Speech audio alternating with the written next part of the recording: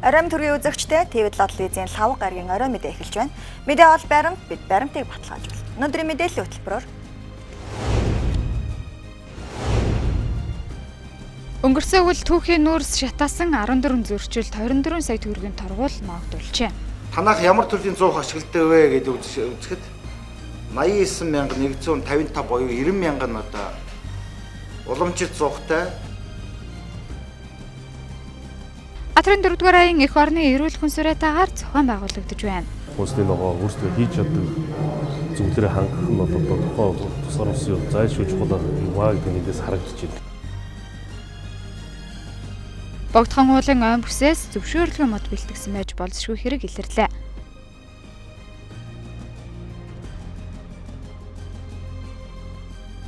Малын улгаа буурахгүй байгаа нь хулгайчдаас мах худалдан авдаг чэнжүүд байсаар байгаатай холбоотой гэжээ. Тухайн 5 тонны адууны махыг мал махны чэнж гэж нөхөр мэдсээр байж тийм хулгайн зүйл гэдгийг мэдсээр байж.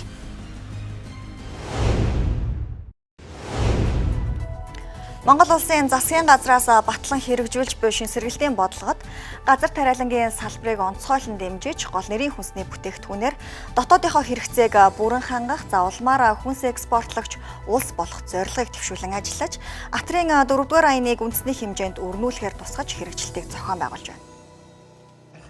2021 он төрөөс тариалангийн салбарт хэрэгжүүлсэн ажил арга хэмжээ дэмжлэгийн үр дүнд 650,000 тонн үр тариа, түүнээс 567,000 тонн улаан будаа, 181,000 тонн төмөс, 118,000 тонн хүнсний ногоо, 302,000 тонн тижээлийн ургамал, 53,000 тонн тосны ургамал тус хураан авсан бөгөөд үр тарианы нэг га талбайгаас аймгийн дунджаар Орхон аймаг 33 центнер, Төв аймаг 19.4 центнер, Өвөр хангай аймаг 18.7 центнер ургац хураан авсан ажлын амжилт үзүүлсэн байна.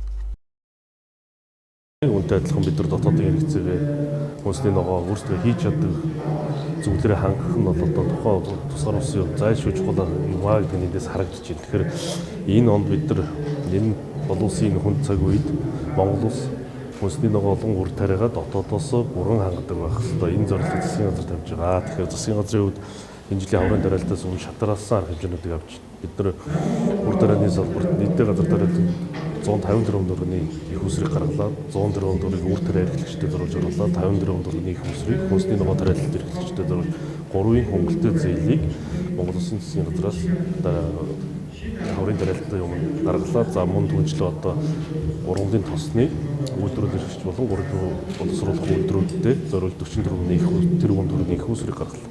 Өнгөрсөн жил бол нэлээдгүй хэмжээний бас сайн ургац авсан. За энэ нь бол мэдээж одоо энэ буудаа нөөцтэй холбоотой юм гарч иж байгаа асуудал. За нөгөө талаасаа бол өнгөрсөн жилийн тухайд гэх юм бол бас нөхцөл байдал хэцүү байсан учраас үндэсний аюулгүйдийн зөвлөлөөс тодорхой хэмжээний буюу одоо 3 сарын буудаа нөөцтэй байх ийм зөвлөмж чиглэл өгсөний дагуу импортоор тодорхой хэмжээний буудаа авсан. Гэхдээ энэ импортоор авсан буудаага өнгөрсөн жилийн буудаатайгаа одоо ургацаас авсан буудаатайгаа жорлоод ямар ч бас үйлдвэрлэл явагдаж байна. Гэхдээ байхгүйгээс одоо байхын зовлон гэж бид нар бол нөөц байгаа нь бол бид нар тийм том боломж гэж харж байгаа. Ер нь бол бусад улс орнуудын жишгийг харахад одоо улаан буудаан буюу гурилын нөөцийг бол одоо 6 сарын нөөцтэй байдаг. Хуучин манай улс ч гэсэн тийм нөөцийг бас бүрдүүлж ажиллаж исэн. Тэгэхээр энэ бол биднэрт одоо ямар ч байсан энэ үүсэж байгаа нөхцөл байдалтай холбоотойгоор хүн амаа гурилаар гурилан бүтээгдэхүүнээр хангахад бол ямар нэгэн одоо гачигдал зовлон гарахгүйгээр ингээд тодорхой хэмжээний нөөцтэй байна гэсэн бодлогын хүрээнд энэ нөөцтөр бид нар бол тодорхой бас анхаарал хандуулж ажиллаж байгаа. Зүгээр үний өвтөд гэх юм бол мэдээж одоо хаврын тариалт ингээд хаяанд ирсэн байж байна. Тэгэхээр тариалангийн үйлдвэрлэлд ордог орцууд одоо гадаад зах зээл дээр нэлээд бас үн өсөлттэй байна. Тухайлх юм бол шатхууны үн өссөн байна. Техник тоног төхөөрөмж, металлын үн өссөнтэй холбоотой газар тариалангийн хөдөө аж ахуйн зорилттой техник тоног төхөөрөмжийн үн бас тодорхой хэмжээний 20-30% өсөлттэй байна.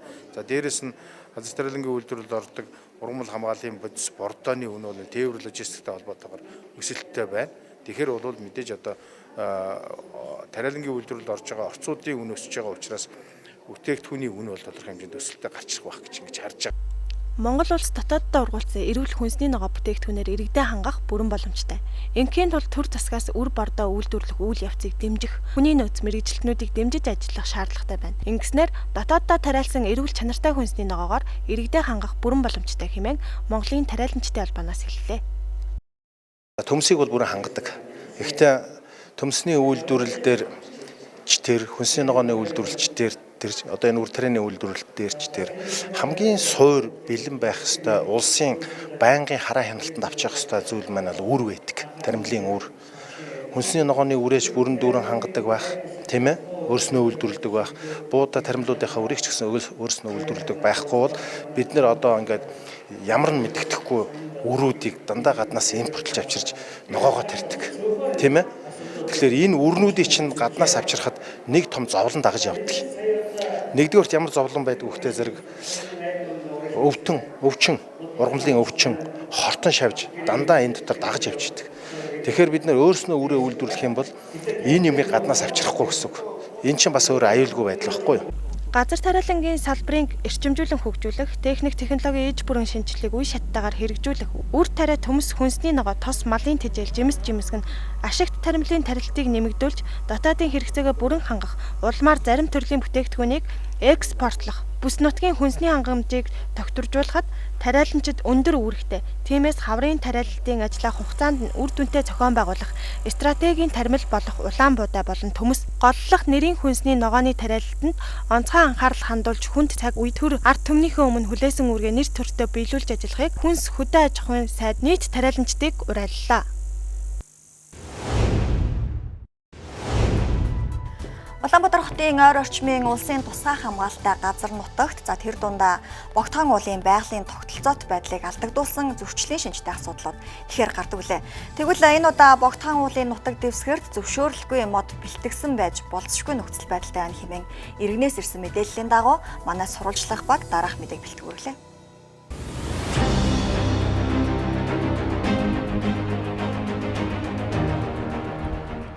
Улсын тусгай хамгаалалт бүхий байгалийн цогцлборт газрын ой мод бүхий хэсгийг цанаатаагаар сүйтгэн зөвшөөрлгүй мод бэлтгэсэн байж болцсошгүй талаар иргэнээс ирсэн гомдол саналын дагуу Богдхан уулын Бомбтын ам хэмээх газрыг манай сурвалжлах баг зорилоо.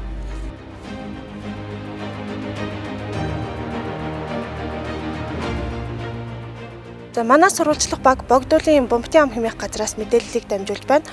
Богдуулын ой мод бүхий сав газар нутгаас мод бэлтгэсэн байж болцсохгүй. За тодорхойлбол хулгай мод бэлтгэх үйл ажиллагаа явуулсан байж болцсохгүй гэх хардлагыг төрүүлэх нөхцөл байдалтай юм.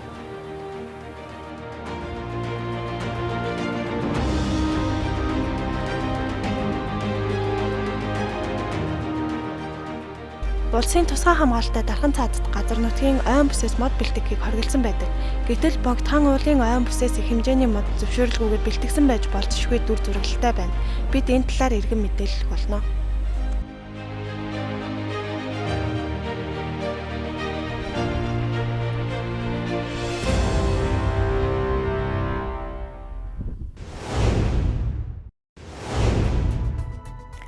Мал улгайлах гэмт хэрэг энэ оны эхний 3 сард 355 бүртгэгдэж, өмнөх оны мөн үеэс 44.9% өссөн байна.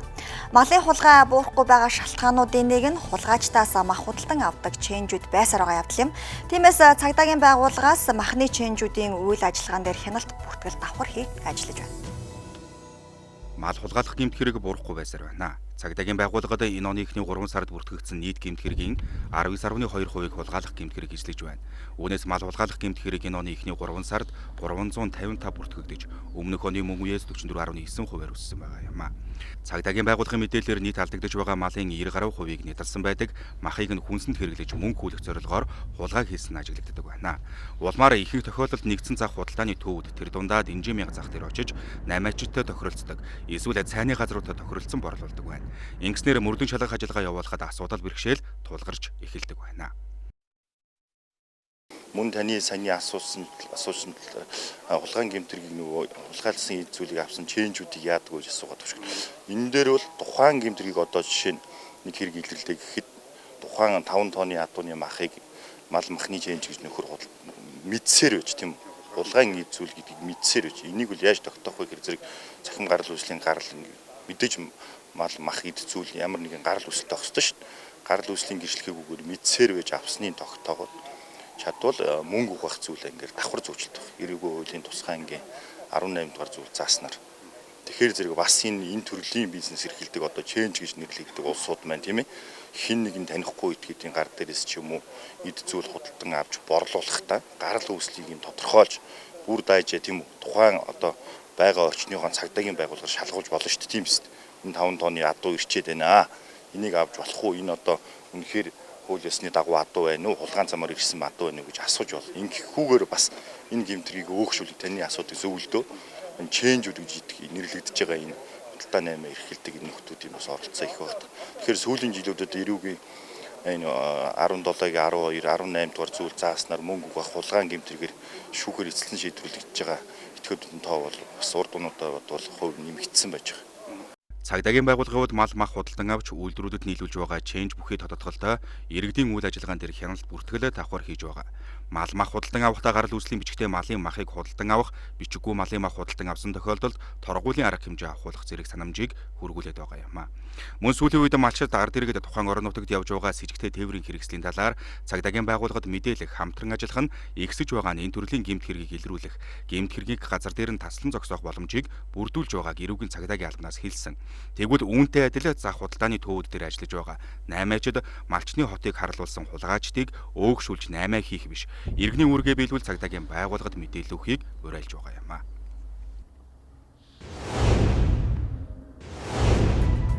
ТV7-гийн мэдээ товч мэдээгээр үргэлжилж байна. Анхаарлаа хандуулна. Улаанбаатар хотод амьсгалын замын харшилтай хүмүүсийн 68.3% нь шарилж луйл, согоовор ерхэг хус үляс зэрэг ургамлын тоосонд 31.6% нь гэрийн болон агуулгын тоосны хачиг, жом, хүнсний мөгөнцөр зэрэг тасалгааны алергийн тус мэдрэгдсэн болохыг тогтоосныг нийгмийн эрүүл мэндийн үндэсний төвөөс мэдээлж байсан юм а. Шарилж болон бусад төрлийн хөл газрын ургамлууд нь хөрсний үржил шимд ороодоход их хэмжээгээр ургадаг. Шарилж луулийн төрлийн ургамал харьцангуй их тоостой тэр хэрээр харшил үүсгдэг байна.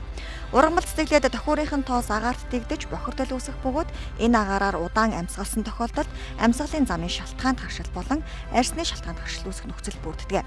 Судалгаагаар ургамлын тоосны харшлаар хотын хүүхдүүд хөдөөнийхөөс 2 дахин илүү өвчлж байгаа нь тогтоогдсон. Ургамлын харшил нь улирлын шин чанартай сэтэрдэг тул урьдчилан сэргийлэх хэмжлэгээ хийлэгвэл зуны турш сэтрэхгүй хүндрэхгүй байх боломжтой юм а. Жил бүрийн 3 дугаар сараас урьдчилан сэргийлэх хэмжлэгээ хийгдэж эхэлдэг бөгөөд хувь хүн бүрийн эмчилгээний төлөвлөгөө өөр байдаг. Тиймээс хэн нэгнээ дуурайж дур мэдэн эмчилгээ хийхгүй байхыг эмч анхааруулж байна.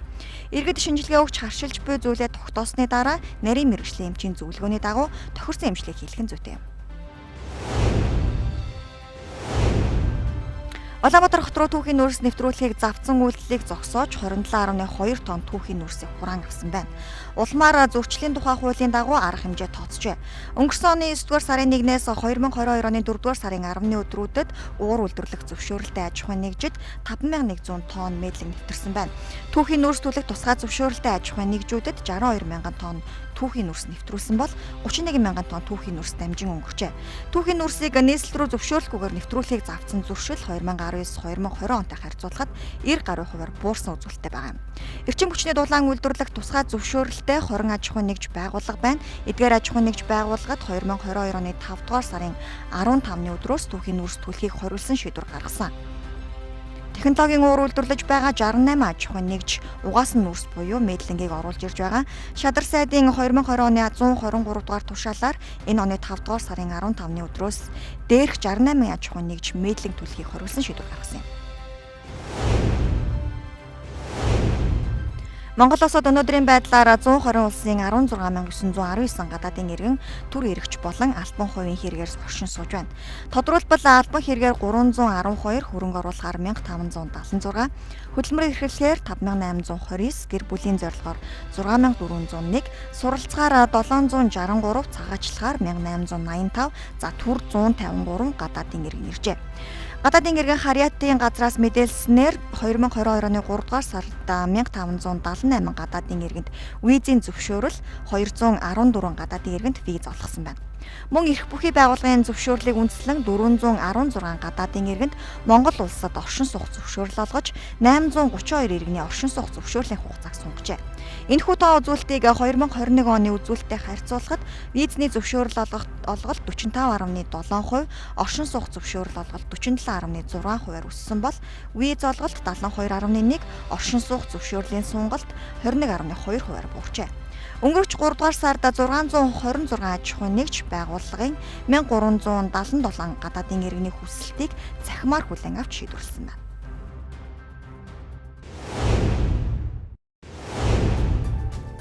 Уран дулаан цаг ирж байгаатай холбоотойгоор агаарын бохирдлын асуудал мартагддаг. За тэгвэл нийслэлийн мэргэжлийн хяналтын газраас хавар намрын улиралд галгаатай айлуудад угаартах эрсдэл нэмэгдэх талаар анхаарууллаа. Өнгөрсөн өвлийн байдлаар агаар бохирдуулагч, суурин их үүсвэр ашиглагч иргэн аж ахуйн нэгжийг 367 объектод хяналт шалгалт хийж, түүхийн нүрс шатаас 14 зөрчил илрүүлэн 16.2 тонн түүхийн нүрсийг амгалан дулааны станцад буулган зөрчлийн тухай хуулиар 24 сая төгрөгийн торгуулийн арга хэмжээ авсан байна. Агаар бохирдуулагч, их үүсвэр ашиглагч 369 аж ахуйн нэгж байгууллагад бол хяналт шалгалт хийж агаарын чанарыг сайжруулах хүсэд мөрдөгч уран зөрчсөн түүхэн нүрсдүүлсэн хог хаягдал шатаасан зэрэг зөрчлүүдийг 40 орчим зөрчлүүдийг илрүүлэн зөрчлийн тухай хуулийн дагуу 32 сая төгрөгийн тургуулийн арга хэмжээ ногдуулсан байна. За мөн 16.2 тонн түүхэн нүрс түүхийн нүрс хадгалсан зөрчлийг илрүүлээ. Түүхэн нүрсийг бол амгалан дулааны станцад буулгаж зөрчлийн тухай хуулийн дагуу арга хэмжээ тооцсон байгаа. За мөн ашиглалтын шаардлага хангаагүй 66 тонн өгөрсөн түүхэн нүрсийг бол хог элийн цэгт очиулсан 106 тонн түүхэн нүрсийг агаарын чанарыг сайжруулах хүсээс гаргасан байна.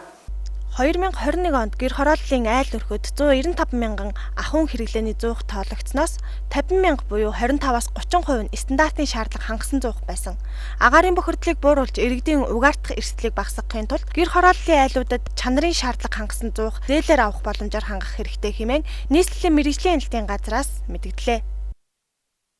2 оны 4 сарын 6-ны өдрийнхөө бол танах ямар төрлийн зуух ашигладаг вэ гэдэг үзэхэд 89,155 буюу 90,000 нь одоо уламжит зуухтай, 59,192 буюу 60 орчим мянган нь төршлийн зуухтай байна.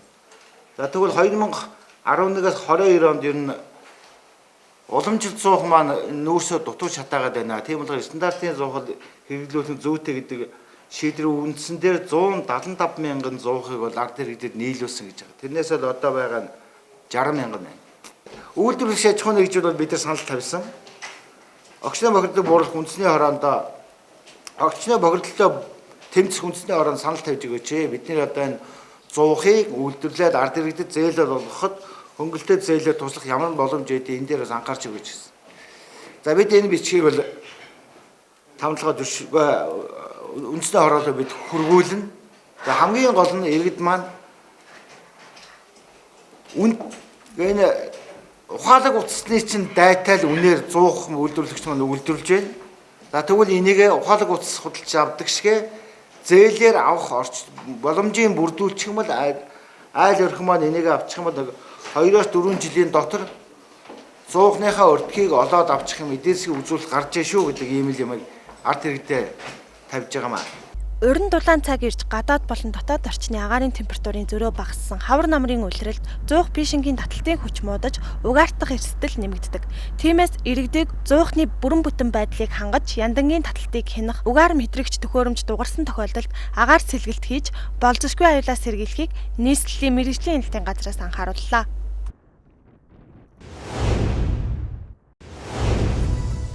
Баянгор хотны хэмжээнд үйл ажиллагаа эрхэлдэг иргэн аж ахуйн нэгж байгууллагууд хог хаягдлаа ангилан ялгаж эдийн засгийн эргэлтэнд оруулдаг болох түүнийг хэвшүүлэх зорилгоор хотын захирагч Инх баярын санаачлагаар хог бишээ мөнгө хөдөлгөөнийг Баянгор сумын иргэдийн төлөөлөгчдийн хурал засгийн засаг дарга хамын газар, байгаль орчин аялал жуулчлалын газар, Баян хонгор тохижилт үйлчилгээ болон Цэвэр хот орон нутгийн өмчийн аж ахуйн тохижилт үйлчилгээний газар, Эко Баян хонгор төсөл, хонгор дүүлэм компани, Хөгжлийн ертөнц TV10 телевиз, нийгмийн түншлэлийн сүлжээ төрийн бус байгууллагууд хамтран зохион байгууллаа.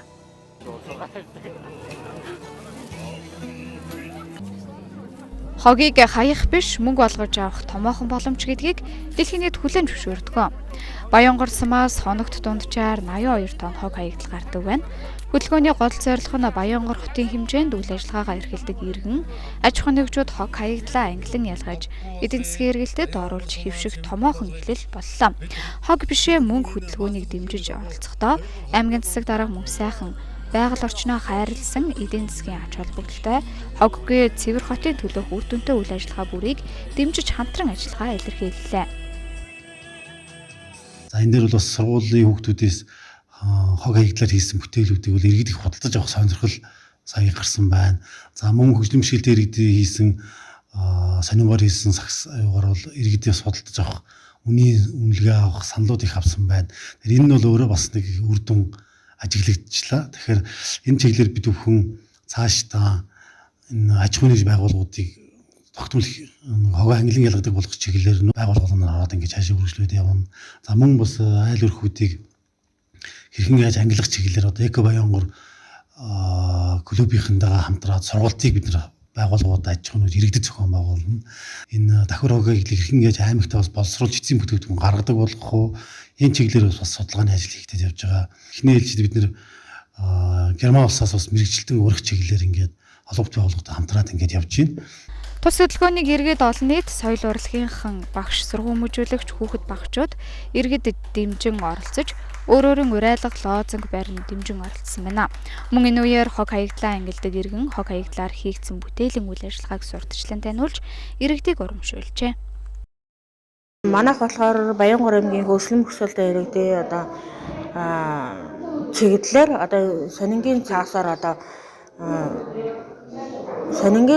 одоо маш гайхалтай одоо бат бөх чанартай тийм бүтээгдэхүүнүүдийг одоо хийдэг. Одоо хүмүүнлэгийн ордон дотор ингээ байрладаг. Хог англин ялгаж зохих хүнээр навах газартан тушааж хэвших нь байгаль орчин эдийн засагтаа үзүүлж чадах хамгийн том хөрөнгө оруулалт болно гэдгийг зохион байгуулагчид онцлож байна. Баянгор аймаг дахь сэтгүүлч Цэцэгмаа мэдээлэлээ.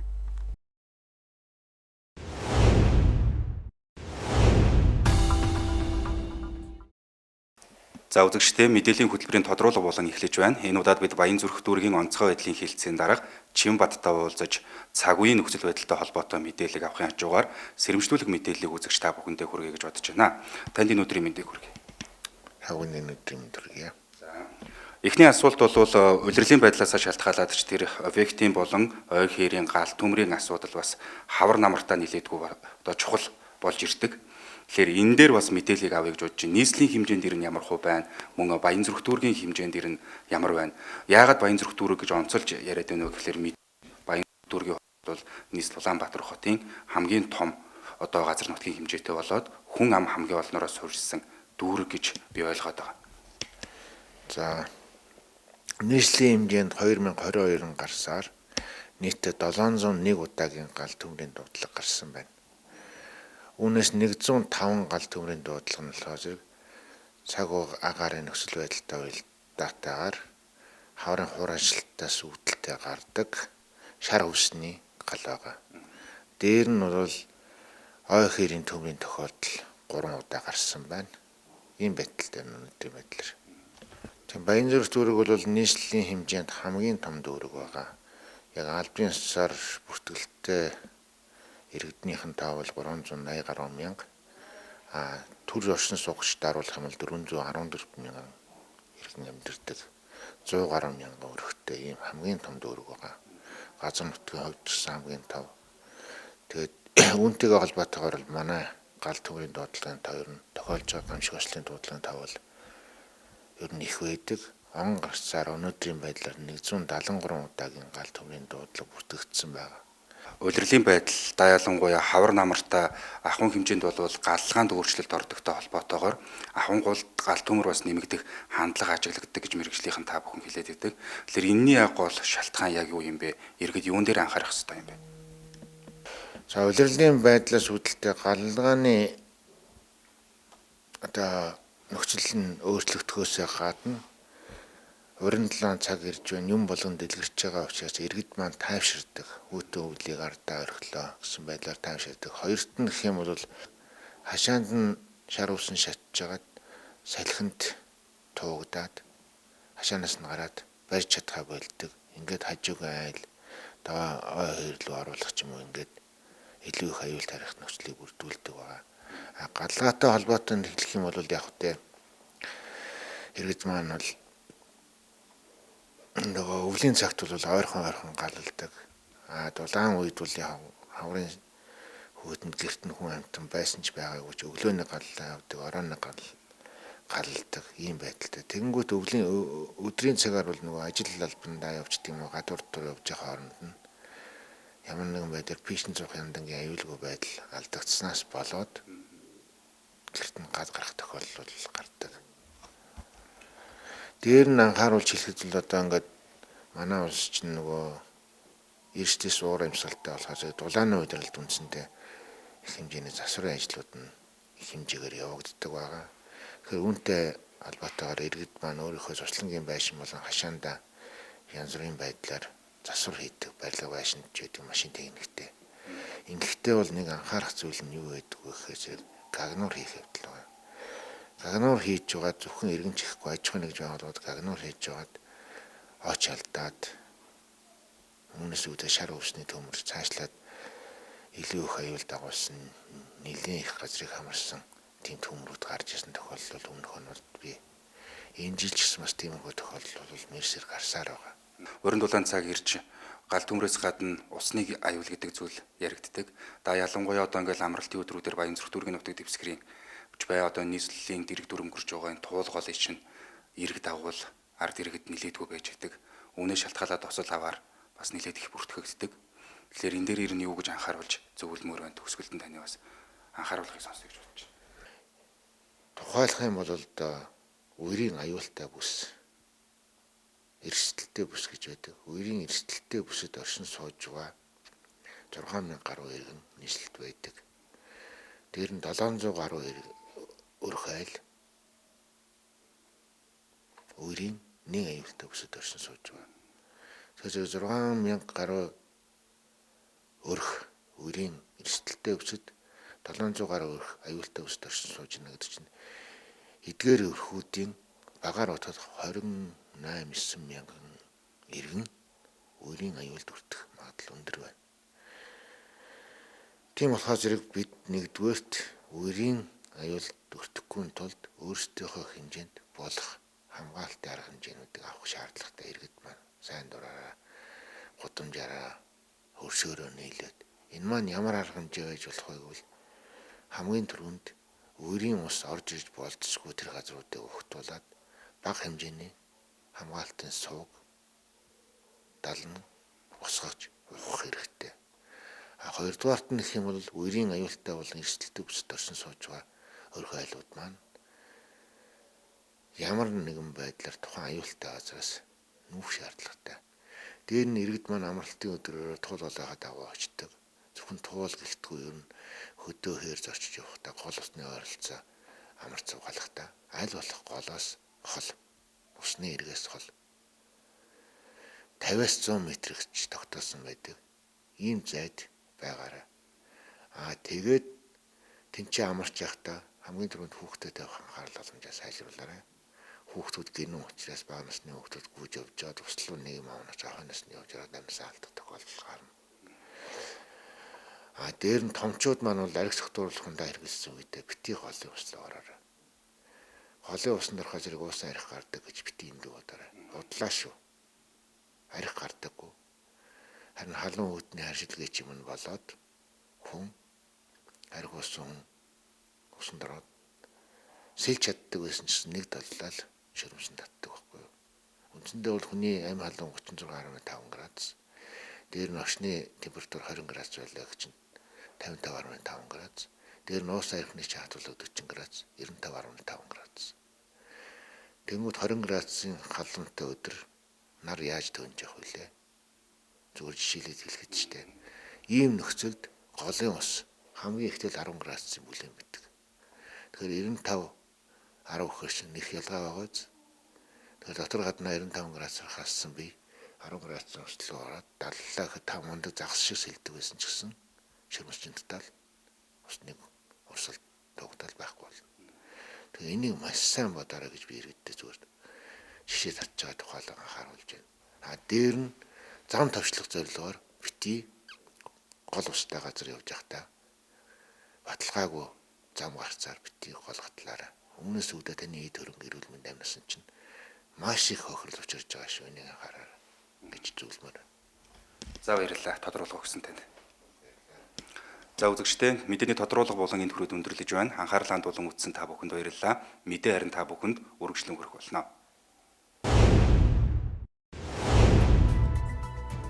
Одоо та бүхэнд дэлхийд дахин дүүрэнсэн онцлог мэдээллүүдийг хүргэхээр студид орчуулагч Тамч Баярат ажиллаж байна.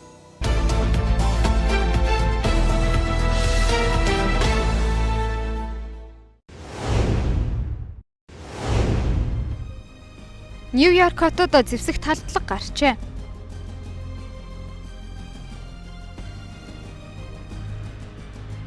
Орос албан улс болон Белорусын төрийн тэргүүнүүд уулзсан байна.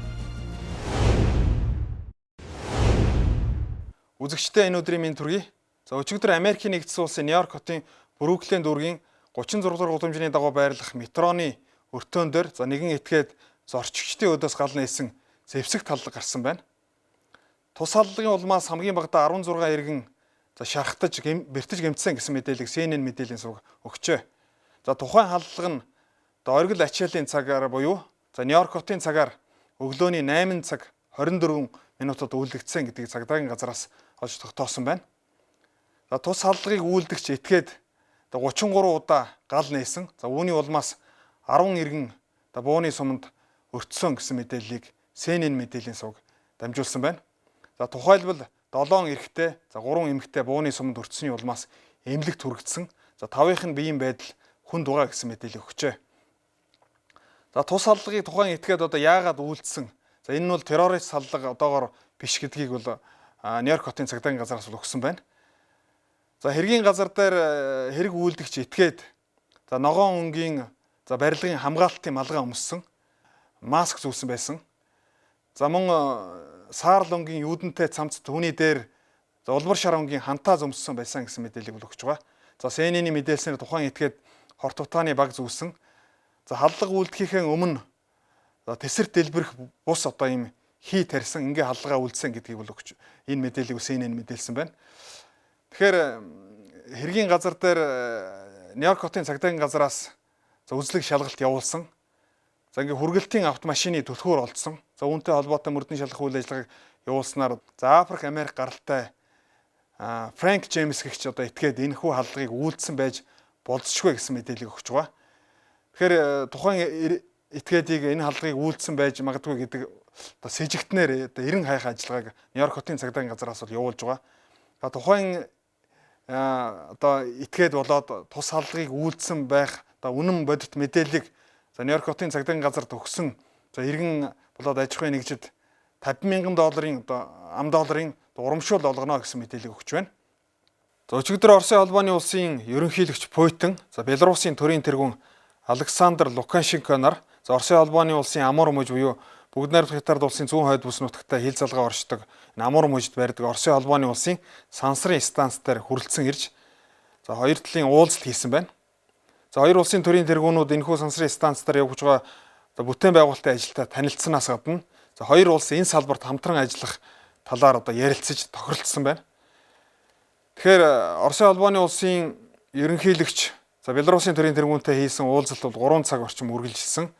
Уулзалтын үеэр хэлэхдээ Оросын холбооны улс Украинд явуулж байгаа цэргийн үйл ажиллагааны үндсэн зорилгодоо хүрэхээс нааш Оросын холбооны улс цэргийн үйл ажиллагаа Украинд зогсоохгүй, цэргээ татахгүй гэдгийг бол мэдгдсэн. Хоёр улсын төрийн тэргүүнүүдийн өчигдрийн уулзалтын гол сэдв Украиний асуудал байсан гэдгийг Оросын холбооны улсын ТАСС мэдээллийн агентлаг болоод Америкийн нэгдсэн улсын Associated Press бол онцлсон байна.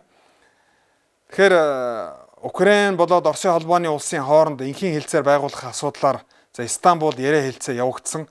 Энэ яриа хэлцээний үр дүнд тохиролцсон асуудлаасаа Украины тал бол ухарсан учраас Киев энэ асуудал дээр хана мөргөөд байна гэдгийг бол Оросын холбооны улсын ерөнхийлөгч мэдгдсэн байна.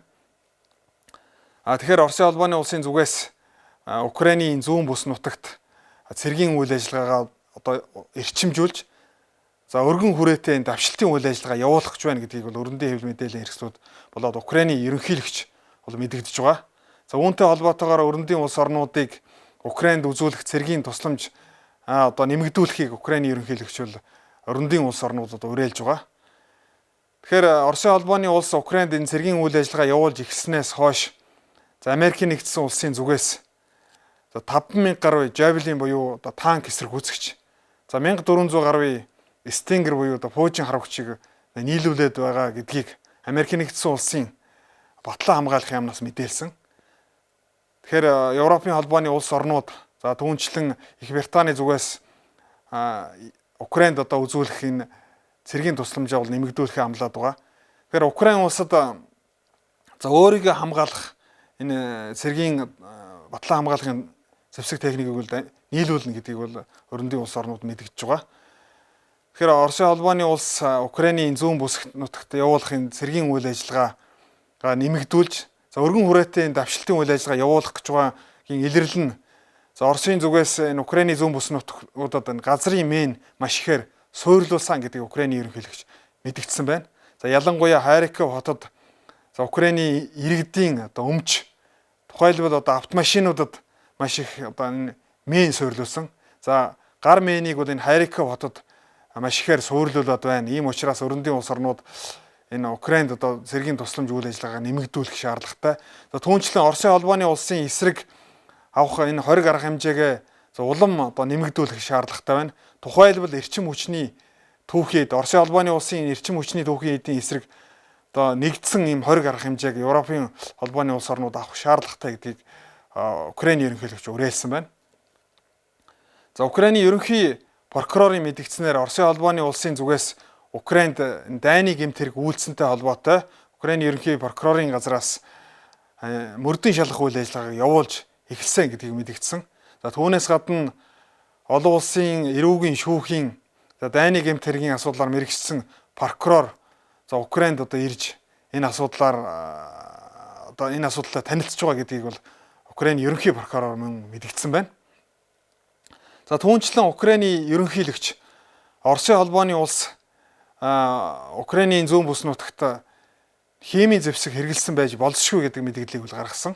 За үүнтэй холбоотой Америкийн нэгдсэн улсын батлан хамгаалах яамны хэвлэлийн төлөөлөгч болоод за төрийн нарийн бичгийн дарганаар Оросын холбооны улс Украинд энэ химийн зэвсэг хэрэгэлсэн гэдгийг за одоогоор ямар нэгэн нотлох ийм баримт олдоогүй гэдэг мэдээллийг бол өгсөн байна. За ингээд үзэж та бүхэндээ Украиний болоод Оросын холбооны улсын одоо нөхцөл байдалтай холбоотой цаг үеийн зарим мэдээллийг үзэж та бүхэндээ хүргэлээ. Ингээ үзэж та бүхэндээ энэ удаагийн гадаад мэдээг сонирхол үзсэн явдалд баярлалаа.